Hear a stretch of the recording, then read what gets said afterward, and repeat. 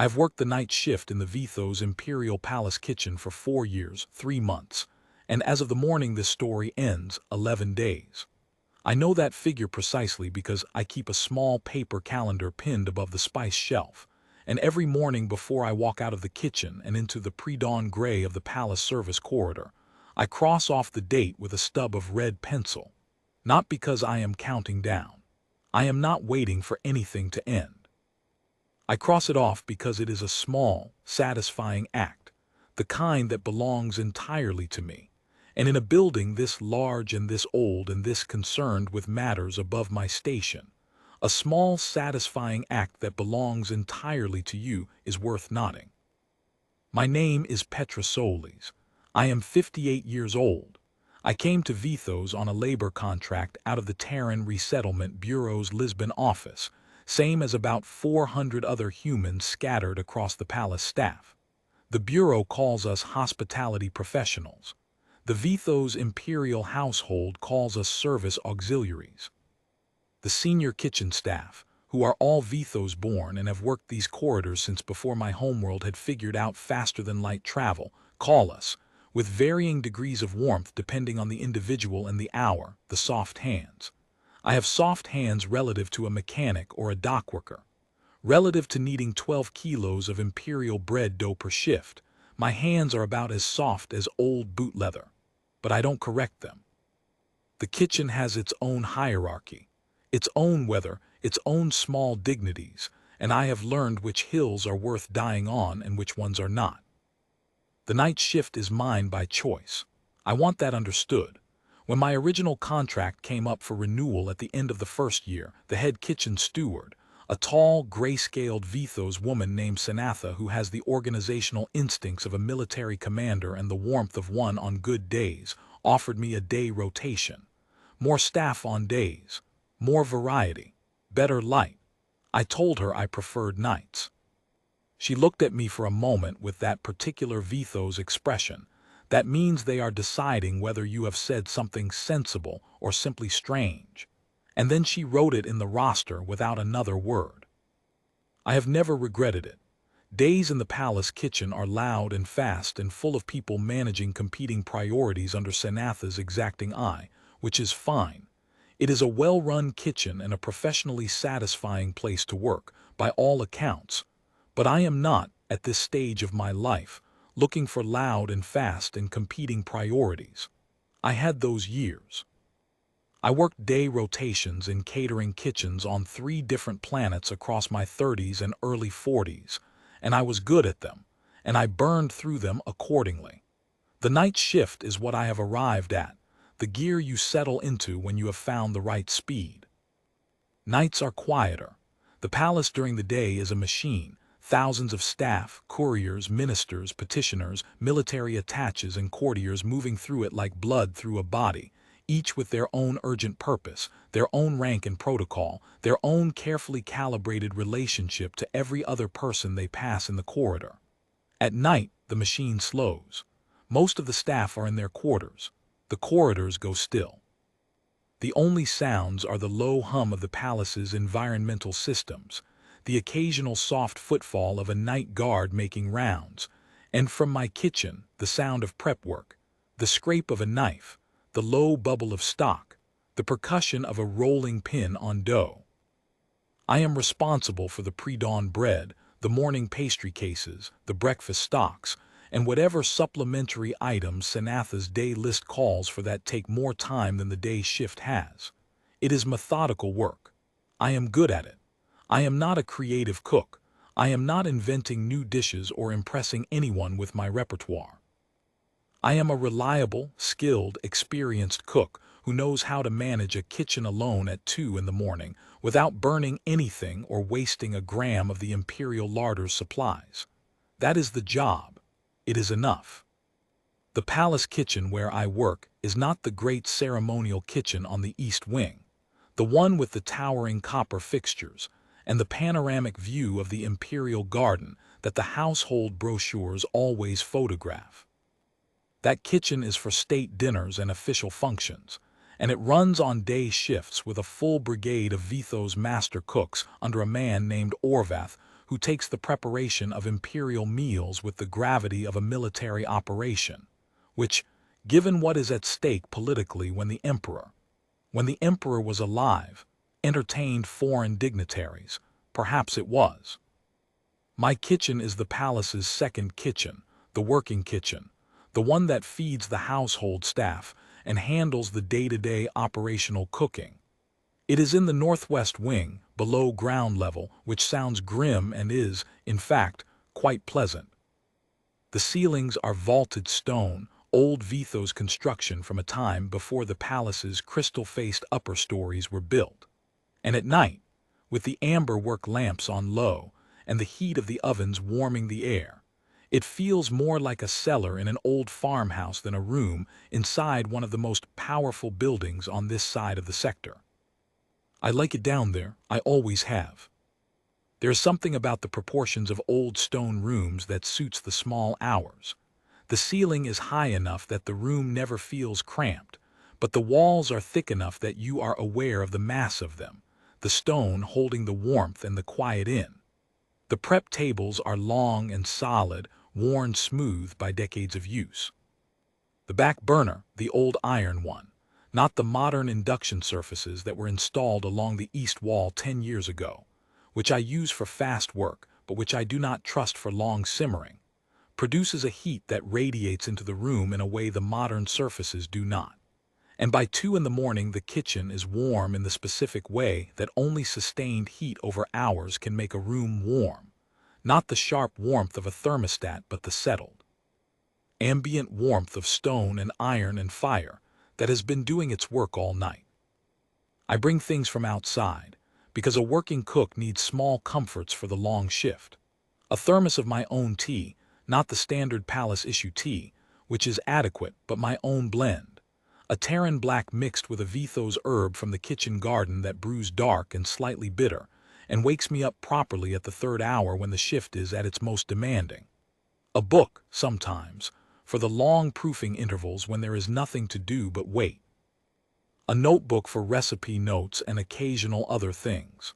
The paper calendar, which I pinned up on the first week of my first year and have maintained ever since, each month a new sheet cut from whatever paper comes to hand.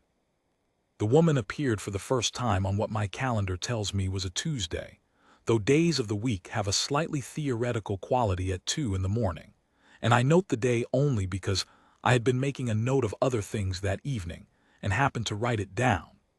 I was at the long central prep table, working through a batch of spiced grain rolls for the next morning's household breakfast, and I heard the service door at the far end of the kitchen open. This happens occasionally, a night guard stopping in for a cup of the tea I keep hot on the back burner, or one of the younger service staff coming down for a glass of water and a moment of warmth after a cold corridor posting. I looked up. She was standing in the doorway, which is set in the far stone wall between 2 old iron sconces.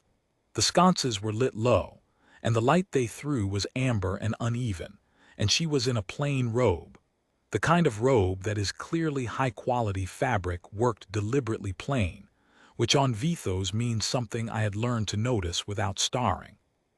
The fabric had a particular drape to it, the way expensive fabric drapes differently from good fabric, a weight and a settledness that simpler cloth does not have. But the cut was simple, no embellishment, no court identification, just the robe. She was Vithos, which meant she was tall and pale, and the color of her skin was a soft silver white in the sconce light, with the faint iridescence that Vithos skin carries under warm artificial light. Her hair was down. It was silver gray, the color of old polished tin, and it was long and loose over her shoulders in the way that told me she had not dressed for public, had not put herself together for anyone, had simply come. Her face was fine-boned in the particular way of Vithos aristocracy, where the bone structure trends toward a certain long-jawed elegance. Her eyes, when they caught the lamplight, were the particular pale blue that Vithos aristocracy tends toward, not the darker shade of the working population. A blue that is almost colorless in some lights, almost luminous in others. She looked in that first moment, exactly as I have come to think of her across all the nights that followed, like someone who has not slept in a long time and has stopped being surprised about it. There was a stillness to her that was not the stillness of someone at rest. It was the stillness of someone who has spent a long time very carefully not moving, because moving costs something they do not have to spare. I said the only sensible thing. Come in then, mind the threshold, that flagstone is uneven. She came in. She looked around the kitchen in the way people look at a room they were not expecting to find, taking in the vaulted ceiling, the amber light, the long tables, the hanging copper pots, the working ovens radiating their steady warmth, the slight mist of flour dust visible in the lamp glow. She did not say anything. I went back to my grain rolls.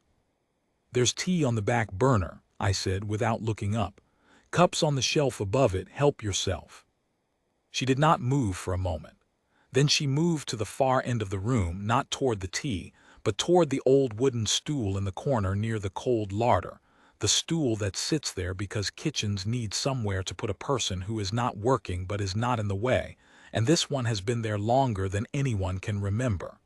She sat down on it. She folded her hands in her lap. She looked at the floor.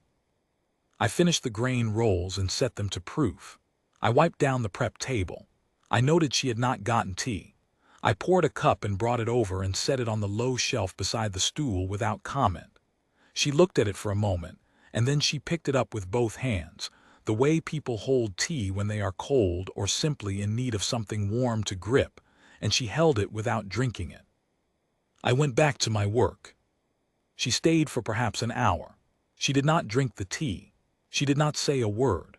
She watched the kitchen with the quiet concentration of someone who finds the movement of ordinary work calming, the way a person who cannot sleep will sometimes stare at a fire. The work was not complicated that night: the grain rolls, then the early breakfast stocks, then a preliminary mix for the next day's pastry cases. I moved between the prep table and the back burner and the ovens at the pace a long night shift requires, which is not rushed and is not slow, which is simply the pace of work that has to be done and knows how long it has to be done in. At some point she set the cup down on the shelf, untouched, and stood, and went back out the service door. I washed her cup and went back to the bread. She came back the next night, and the one after that.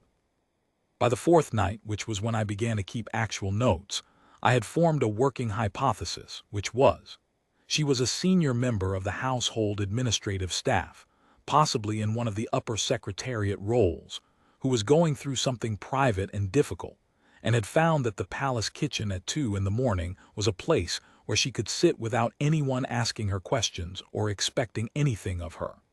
This seemed to me both reasonable and sufficient. I had worked in service long enough to know that the palace was full of people managing their private difficulties with varying degrees of success, and that having a quiet place to sit in the small hours was not nothing. I was not about to spoil it by asking who she was. I had also, by the third night, noted a few things that I filed away without drawing conclusions from them. The plain robe was expensive. The way she held herself on the stool, even when she was exhausted, and she was exhausted in that particular way that runs deeper than a missed night's sleep, that comes from weeks or months of insufficient rest, had a precision to it, a maintained straightness that spoke of long habit rather than natural inclination. She was not pretending to be someone she was not exactly. She was simply not being whoever she usually had to be. The robe was the signal. When you are in service long enough, you learn to read what people are wearing and what it means for how they want to be treated, and a plain robe in a working kitchen at 2 in the morning, on a person who could clearly afford not to be in a working kitchen at 2 in the morning, meant, not today, not right now, not this room. I respected that without needing to understand it further. I have had my own versions of not this room. What I did, by the fifth night, was make sure there was something warm within reach when she arrived. Not a formal thing. I was not laying a place setting. I was simply, if I happened to be taking the grain rolls out of the oven anyway, I put one on a plate near where she sat. If I was ladling stock to check the seasoning, I ladled an extra cup and left it on the shelf beside her stool, Small things. The kind of thing you do in a kitchen for anyone who happens to be there when the food is ready. The kitchen produces food. People in it eat. This is not a complicated equation. On the sixth night, she picked up the grain roll. She turned it over in her hands, looking at it, with an expression I recognize from people who have not been eating properly and have forgotten what it is like to have an appetite. Not distaste, not reluctance exactly, more like distance. The grain roll existed, and she knew it existed, and some part of her that had been managing everything for a long time was slowly re-registering that it was food, and that food was, in principle, something that could be consumed. She broke a small piece off one end and ate it slowly, with the deliberate care of someone reminding themselves how. I kept my eyes on the dough I was kneading and said nothing about it. She ate about a third of it. She set the rest down. She held her tea tonight. For the first time she actually drank it or some of it, and she watched the kitchen. I said into the comfortable quiet, "Grain rolls rise better if you proof them cold."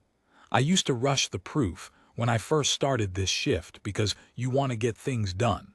But the slow cold proof is worth the time. You can tell the difference in the crumb. She looked at me. "The texture," I said. "Inside the roll it's more even, more settled. When you rush it the crumb is ragged, irregular. It still tastes right mostly, but the inside doesn't hold. Slice it after a day and it starts to fall apart." She looked back at the roll in her hand, considering this, and then she set it gently on the plate. She did not say anything. She didn't have to. I understand now, looking back, that those first nights were not me making conversation. They were me talking out loud in my kitchen in the way I sometimes do when I am alone, which is most of the time, running through the logic of what I am making, nodding what is working and what is not, the way any craftsperson does when the work is going well and the room is quiet enough to think in. It happened to be directed at her, but only loosely. I was not asking her to respond. I was not performing hospitality. I was just doing what I do, and doing it aloud because she was there, and it felt less like talking to myself if there was someone in the room, even a silent someone. But she listened. I noticed that even in those early nights. She listened the way people listen when they have been in rooms for a long time where no one was saying anything that had anything to do with the real world. The smell of flour, the behavior of yeast, the way butter behaves at different temperatures, the fact that Terran bread and Vithos grain loaves look nearly identical but require completely different handling, because the proteins in Vithos grain behave differently from wheat under heat. Small, true, concrete things. She listened to them. I think it was the concreteness. I think it was the fact that I was talking about things that had right and wrong answers, things that could be tested and observed, and that behaved according to their own consistent nature regardless of anything else happening in the world. Bread proves at the temperature it proves at. Stock reduces at the rate it reduces at. These are not negotiable. There is something, I have come to believe, deeply restoring about spending time in the vicinity of processes that do not care about rank or grief or the weight of other people's expectations. The dough does not know who you are. The fire underneath the pot does not adjust its heat based on your title. The kitchen at 2 in the morning simply continues at its own pace, doing what it does, and if you sit in it long enough that steadiness begins to rub off. But I did not know that yet on the 6th night. I just knew she had eaten a third of a grain roll, and that this seemed like a small improvement over nothing. By the 2nd week she was finishing the roll. By the 10th night she was arriving slightly earlier, close to the first hour of morning rather than the second, and she was at the stool before I had finished my first major prep task, and there was something almost anticipated about it. The way the kitchen felt slightly more occupied by her presence than the first few nights, slightly more inhabited. She was still quiet. She spoke rarely. But she had stopped looking at the floor and started looking at the work, following the knife or the rolling pin or the ladle with the focused attention of someone in whom something, interest, curiosity, something basic that had been absent, was very slowly restarting. I talked. I kept talking. I talked about the kitchen garden that the palace maintains behind the North Service wing, which I have a small advisory role in, because nobody else on the night staff cares what happens to the herb beds and someone has to.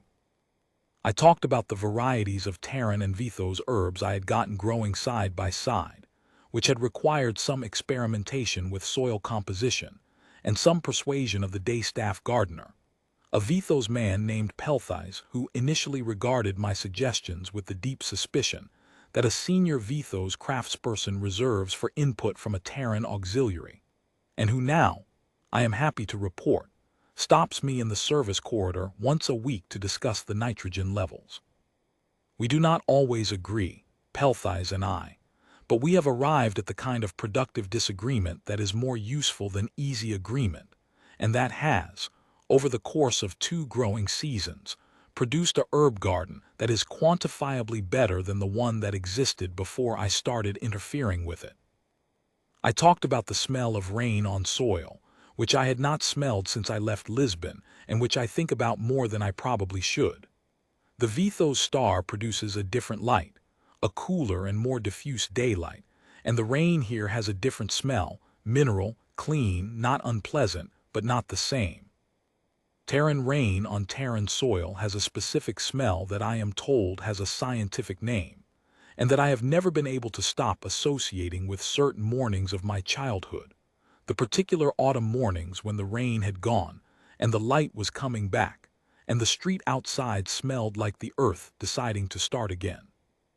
I talked about Lisbon, not with longing exactly.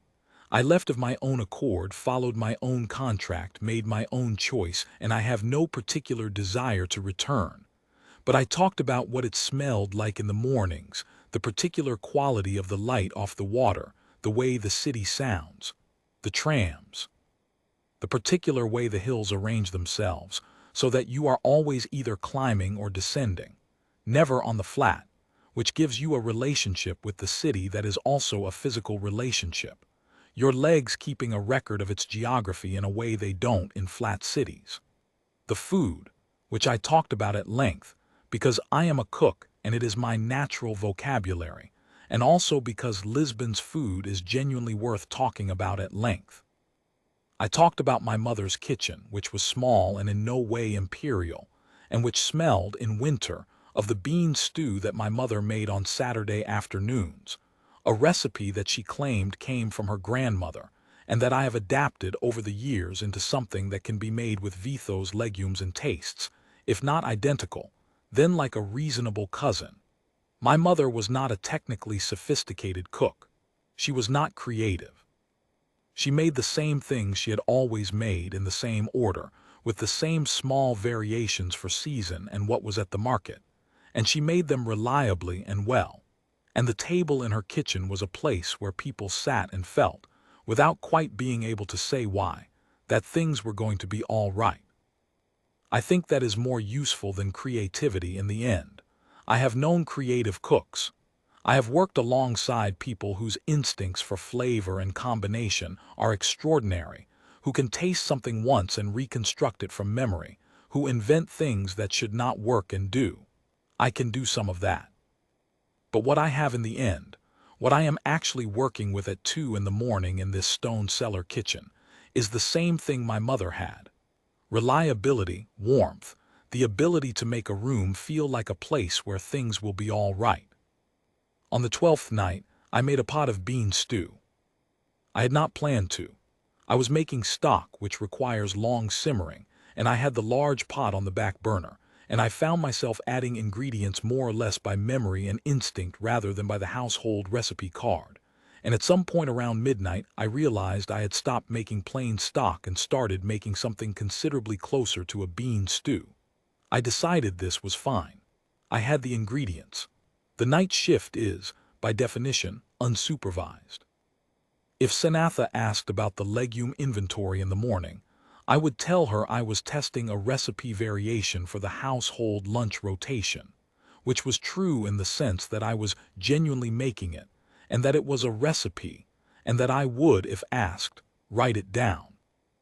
She arrived at her usual time and sat in her usual place, and I ladled 2 bowls, one for myself, because it was ready and I was hungry, and one for her, which I set on the shelf beside the stool. She looked at it. I had added a small amount of smoked Vithos pepper to this batch, which I had not done before, and the smell that came off it was warmer and more complex than the standard version, and I was curious about whether the addition worked or whether I had been heavy-handed. "It's warm," I said, which was perhaps the most unnecessary thing I have ever said about a dish of food. "Bean stew, Terran recipe roughly. You may not like it, it's heavier than Vithos cooking, more dense. But it's been a long night and there's no obligation." She picked up the spoon. She took a careful first mouthful, the way you do with unfamiliar food, and she sat with it for a moment, thinking about it with a consideration that told me she was actually tasting it rather than eating it automatically, and then she took another, and another. I ate mine standing at the prep table because I always eat standing when I eat in the kitchen, an old habit from the days when sitting down in the middle of a shift felt like a surrender. We ate in comfortable silence.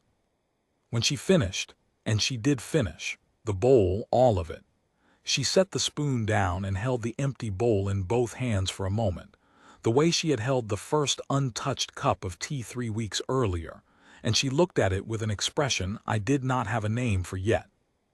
"My husband," she said. It was the first full sentence she had spoken to me across 12 nights of shared kitchen time. Her voice was low, even, with the slight formality of Vithos High Court register, even in its quietness. I did not interrupt it. "He died," she said, 5 months ago, in the 3rd month of the season of rains." I set my own bowl down. "I'm sorry," I said. "He ate," she said. "He liked to eat. He was particular about it. He had opinions about food the way he had opinions about everything, precise and detailed and delivered with complete confidence. He was very rarely wrong about food." "That sounds like a good quality," I said. "It was." She looked at the bowl. I find that I am not hungry. I have not been hungry since." I said because it was true and because I thought she needed it to be said plainly, without decoration or softening. Grief does that. It takes the hunger out first, sometimes for a long time. She looked up at me. "My mother," I said. "When my father died, she did not eat properly for almost a year. She didn't stop eating entirely. The appetite wasn't there. The hunger was gone. Food tasted like nothing or like less than it should.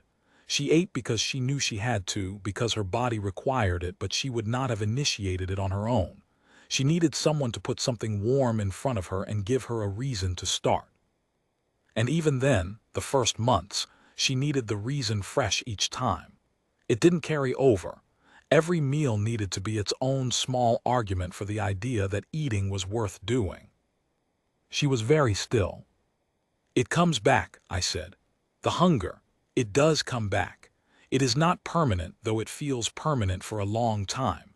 But sometimes it needs a bowl and a warm room and someone who is not going to make it into anything more complicated than a bowl and a warm room."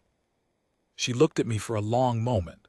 The amber kitchen light was warm on her pale face, and her eyes were very clear and very tired in the way that eyes get when a person has been awake too often in the small hours and has been managing something too large for too long without anyone helping them carry it. Then she looked back down at the empty bowl. "I don't know your name," she said. "Petra Solis," I said. "Night shift kitchen, northwest wing."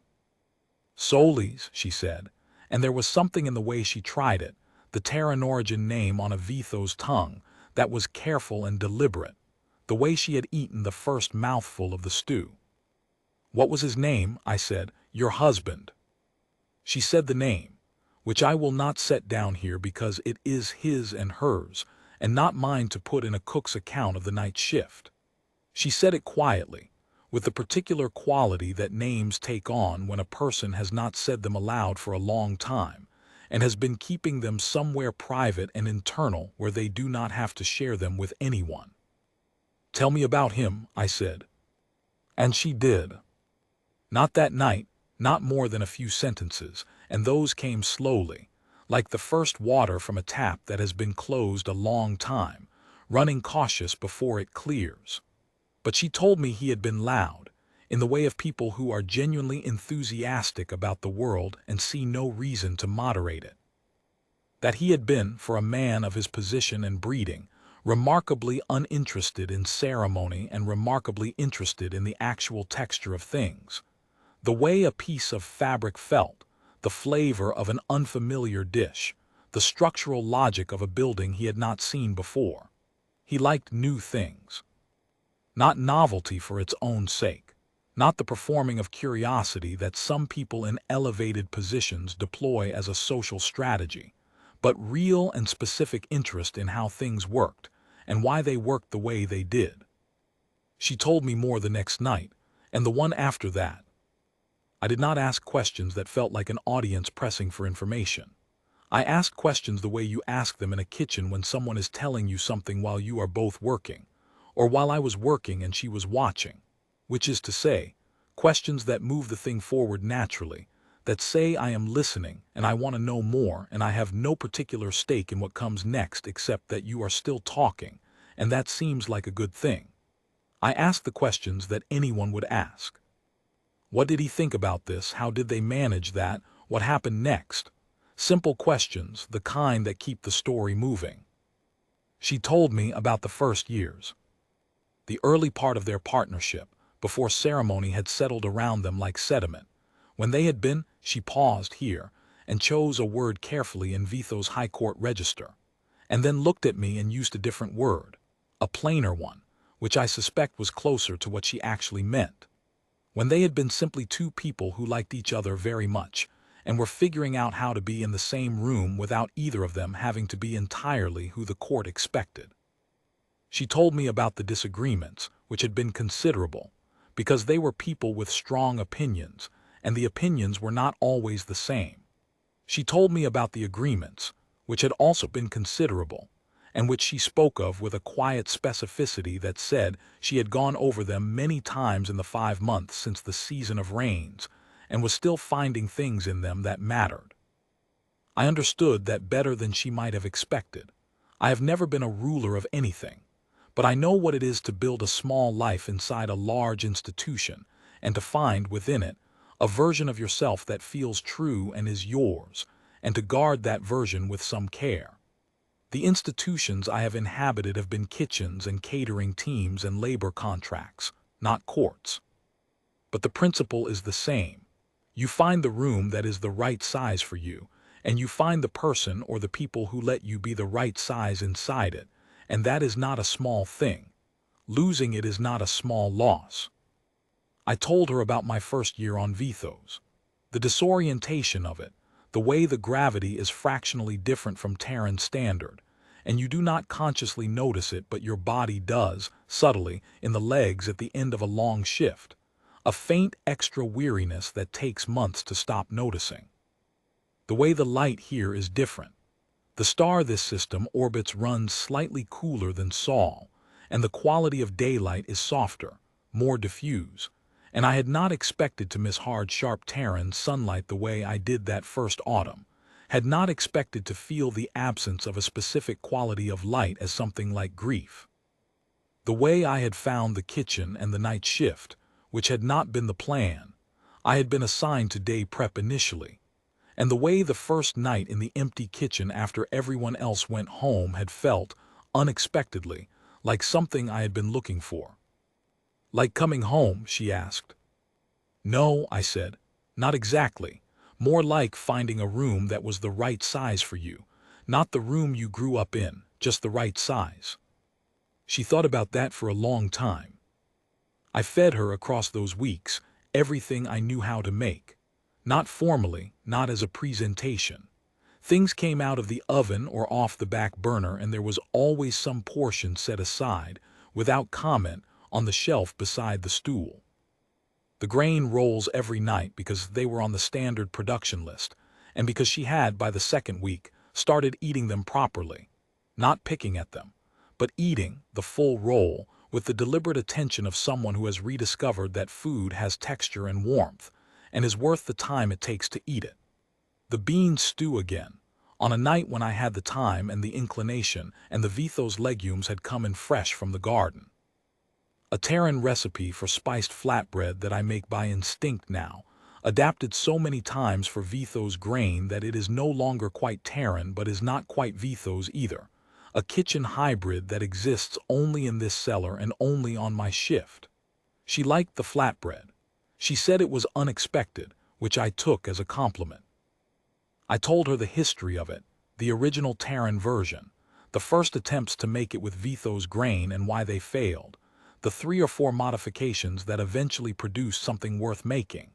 She listened to all of it, asking occasional questions, the way she listened to everything now, which was differently from the early nights. The early nights she had listened with the passive, absorbing attention of someone who is grateful for something to receive. Now she listened with engagement, with the kind of attention that is also participation, that expects to respond and often does. One night I made something I had not made in a long time, a slow-cooked grain porridge with dried fruit, and the small spiced seed pods that the kitchen garden produces in autumn, and that most of the kitchen staff do not know what to do with, but that I have found, over years of experimentation, pair extremely well with the natural sweetness of Vithos dried plum. I had not made it because it takes the full duration of the shift to do properly, and on most nights I do not have 4 hours to spare on a single dish. But on this particular night I was ahead on everything else, and I had the time and the seed pods were at peak, and it seemed worth doing. It was the kind of dish that only gets made when conditions align unexpectedly, and conditions had aligned.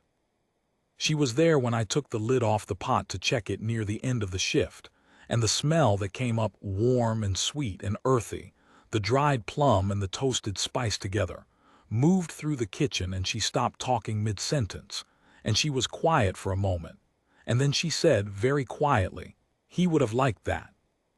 "Would he?" I said. "He would have wanted to know every ingredient," she said. "In order, he would have argued about the proportions."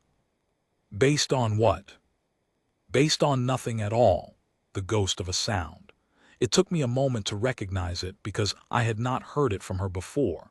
He had never made anything in his life. He had no basis for arguing about anything.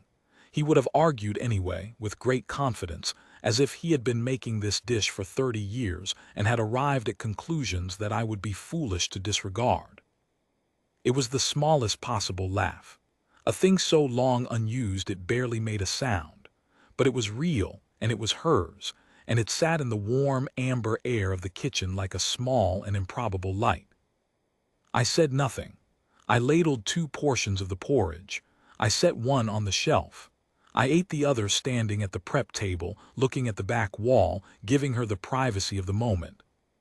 The way you give someone privacy when they have laughed for the first time in a long while, because they are always a little surprised by it, and sometimes they need a moment to be surprised alone before they can decide how they feel about it.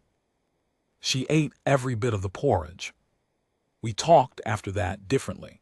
Not that the conversations before had been guarded, they hadn't, or not after the first few nights.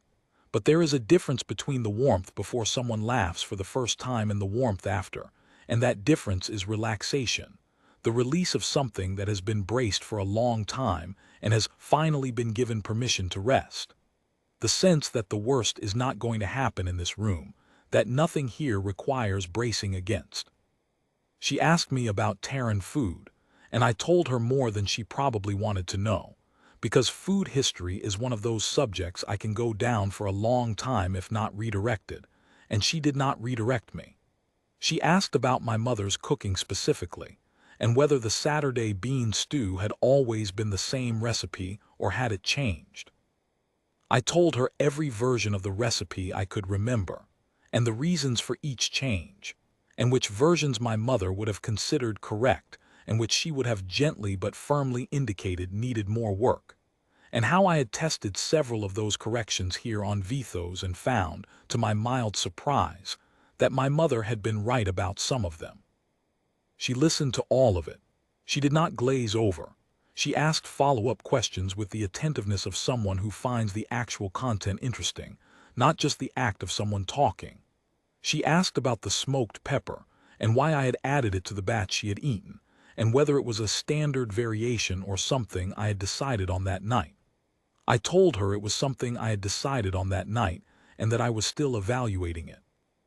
She said she had thought it was right, that it added a depth that the dish needed, that without it the stew was good but a little simple. I told her she was correct. She looked at me with an expression that was not quite surprise and not quite pleasure but something in between, the expression of someone who has not recently been correct about things and has found in the most low-stakes possible context that they still are. She told me about the food at the palace in the early years of her husband's time, which had been nothing like what either of them would have chosen. He had maintained, in the first years, a strong preference for very traditional Vithos formal cuisine, the kind that is designed to demonstrate the kitchen's technical mastery rather than to taste particularly good, and which she had found more impressive than edible. She told me about the negotiation they had eventually arrived at, a quiet agreement, over many dinners, about what they actually wanted to eat rather than what the protocol demanded, and the slow transformation of the ceremonial kitchen's menu over 10 years into something that was still formally appropriate, but was also actually food. Orvath had resisted. Orvath had regarded the request for simplification as a direct attack on his professional dignity. Then he had been given the latitude to apply his skill without the formal constraints, and had made, apparently, the finest braised root dish she had ever eaten. He made Orvath furious, she said. He would send back a technically perfect dish and ask for it differently. Orvath thought he was being criticized. He was being interested. He wanted to know what Orvath could do when freed from the formal specifications. And what could he do? He made a braised root dish once for a private dinner when my husband gave him a free hand. I think it is still the finest thing I have ever eaten. Orvath would never have made it in a formal setting. It required the freedom. She paused. Until tonight possibly, she said. I looked at the empty bowl. I am not someone who requires a great deal of external validation for my cooking, but I will not pretend that did not land. There were 22 nights in all. I have counted them back since because that is the kind of thing I do, and I can account for each one.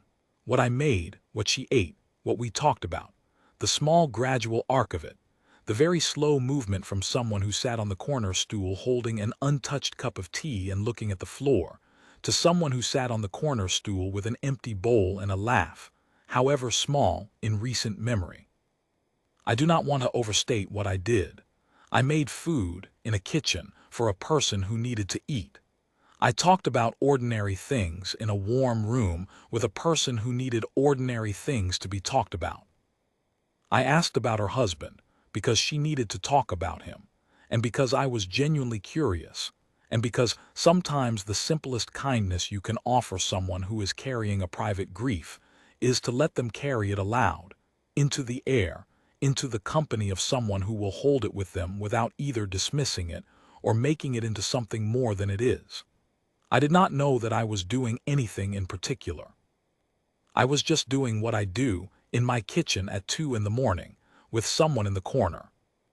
On the 22nd morning, I was later than usual in finishing the night's production because I had been ambitious with the bread. I had attempted a Vithos ceremonial loaf shape for the first time, a braided construction that is traditional but that I had never had occasion to make because the standard household roster does not call for it, and I had wanted to know if I could, and the answer had been yes, but slowly. It was just past the time when the first gray light of the Vithos morning usually begins to come in through the high ventilation grates near the kitchen ceiling, though you cannot see the sky from down here, only infer it from the quality of the air, and the way the lamps seemed slightly less necessary than they were an hour ago. She had come in at the usual time and was in her usual place with her usual portion, which tonight was a second attempt at the spiced flatbread, improved from the first version in a couple of specifics I had been thinking about. She was telling me about the kitchen garden as she saw it from the upper residential wing.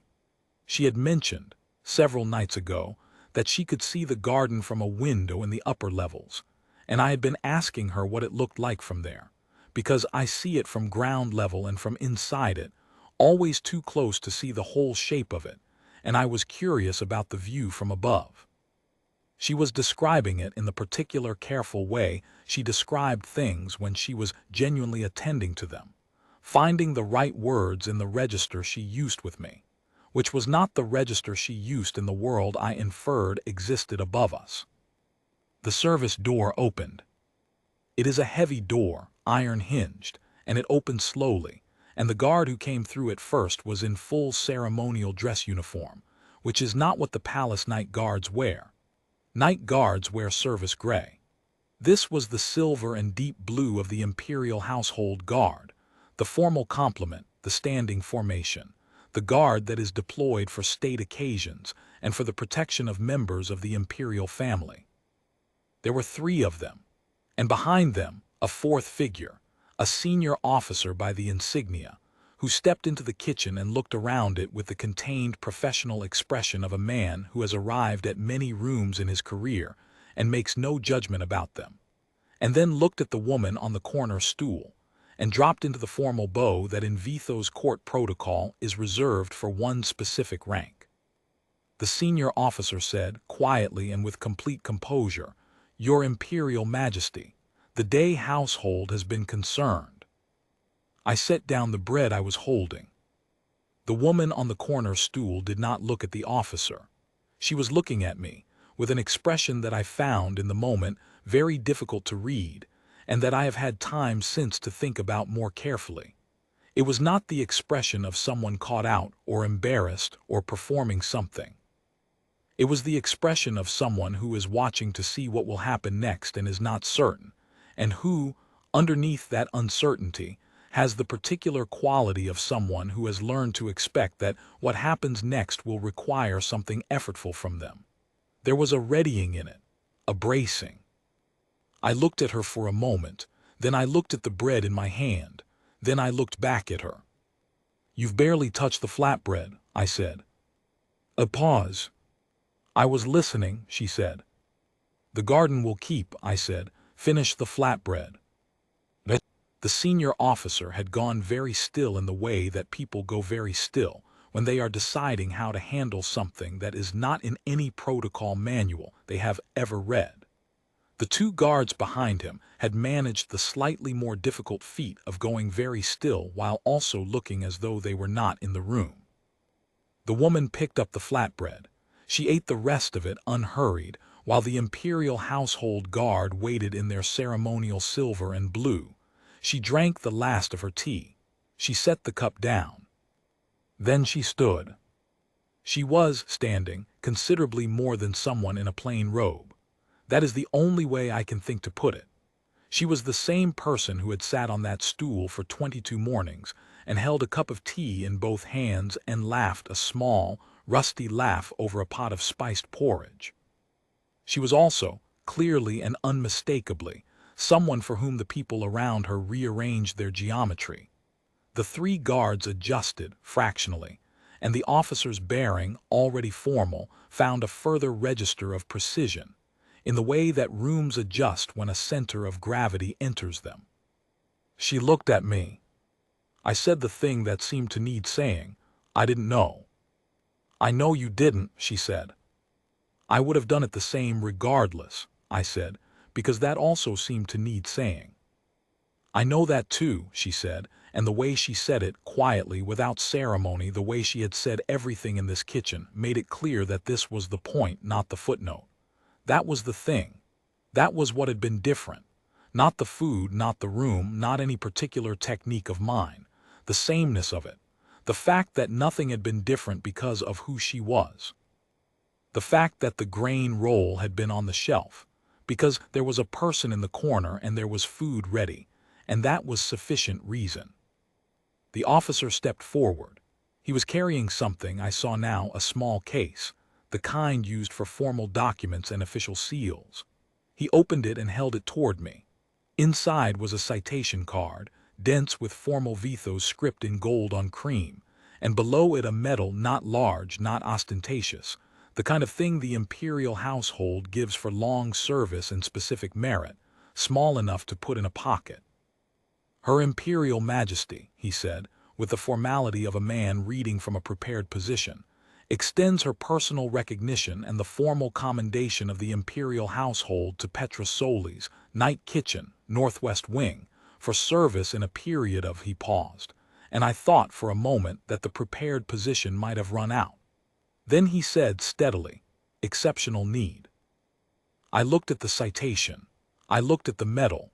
They were both genuine and formally constituted, and not things I had any objection to in principle. Then I looked at her. "I'd like to decline the transfer," I said. The officer blinked. "There's an offer of transfer included in the formal commendation," he said carefully. "Any posting within the imperial household system, at Her Majesty's discretion. An advisory role in the ceremonial kitchen, if you preferred, or a senior posting at any of the residential." "I know what a formal commendation includes," I said. "I've been in service a while. I would like to decline the transfer. I'd like to keep my kitchen and my shift. I'll take the citation, that's kind, and I don't mean to be ungrateful, but the kitchen is the right size for me. I'd rather not change it." The officer looked at the Empress. The Empress looked at me with an expression that was not surprise and was not amusement exactly, but was somewhere between the two, and had a warmth in it that I recognized from the later nights, from the nights when she had been eating properly and talking properly and laughing small rusty laughs over spiced porridge. It was the look she got when something she had expected turned out to be exactly itself. "The citation," she said, "and the kitchen." "The citation and the kitchen," I said. "The stool," she said, "remains available." I was quiet for a moment. "Standing reservation," I said. "Second hour of morning, I'll have something warm." She held my gaze for one beat longer than a formal exchange requires. Then she inclined her head, which in Vitho's court protocol is a gesture reserved for equals and for significant acknowledgement, and which I did not fully understand the weight of until later that day when I mentioned it to Sanatha in the service corridor, and watched her expression do something I had never seen her expression do before. Sanatha is not a woman who is easily surprised. She was surprised. She looked at me for a long moment and then she said, very carefully, "And you just stayed on the night shift?" Not a question, not quite a statement. Something in between, the way you say something when you are genuinely uncertain whether you are hearing it correctly. "It's the right size for me," I said. Sanatha looked at me for another moment. Then she made a sound that was not quite a laugh and went back to her roster.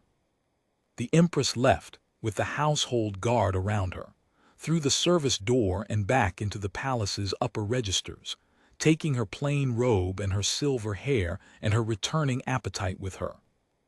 I stood in my kitchen for a moment.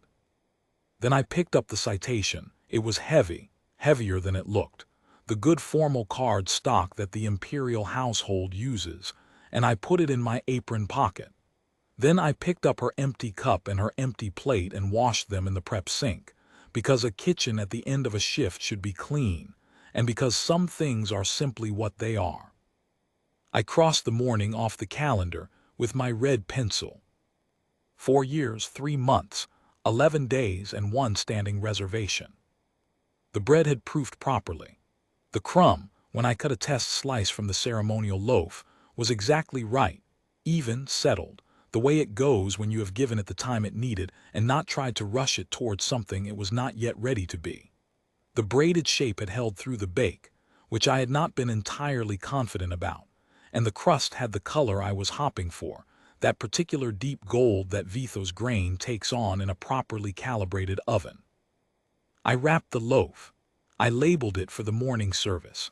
I put on my coat and walked out through the service corridor into the pre-dawn gray, which on Vitho's in autumn has a softness to it that I have come to find, over 4 years, almost familiar. Almost. That was 3 months ago. I have been back on the night shift every night since. Same hours, same bread, same stock, same garden advisory relationship with Pelthais, who has come around entirely on the nitrogen question and now consults me before he consults anyone else, which means we disagree more frequently than before, but more productively. The citation is framed. It is on the wall above the spice shelf, next to the red pencil calendar. It looks, I have to say, somewhat formal for its surroundings.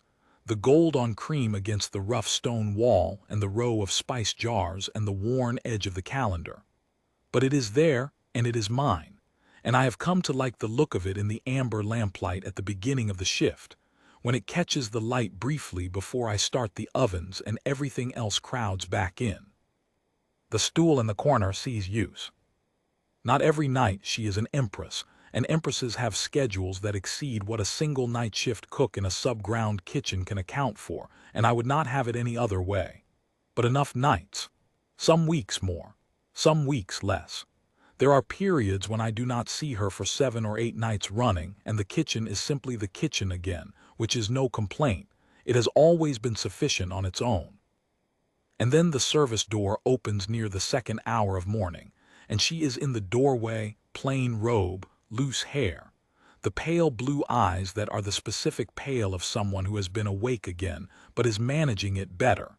And she sits on the stool, and there is something warm on the shelf beside her. She eats. This is no longer something I note with particular relief, though I noted it with particular relief for quite some time. It has become, gradually, simply the normal state of things. She is a person who eats, and there is food available, and the two facts arrange themselves together without requiring anyone's intervention.